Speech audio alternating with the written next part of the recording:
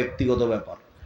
যেটা বললাম সালাতের ব্যাপারে সেটাই করতে হবে, এটাই নিয়ম।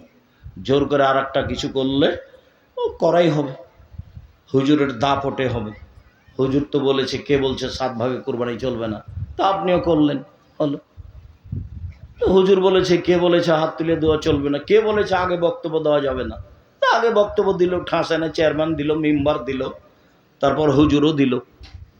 আমি যদি কোনোদিন কোনো মাঠে উপস্থিত হই, চেয়ারম্যান তো বহুদূরের কথা, উপর থেকে উপরে যারা আছে এমন কোনো মানুষ থাকবে না মাঠে যে সাহস করতে পারে আমার সামনে বক্তব্য দিতে পারে।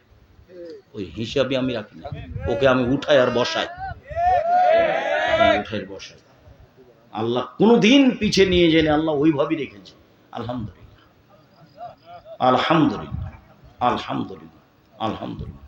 কোনো দিন আল্লাহ কোনো মানুষের অধীনে রাখেনি।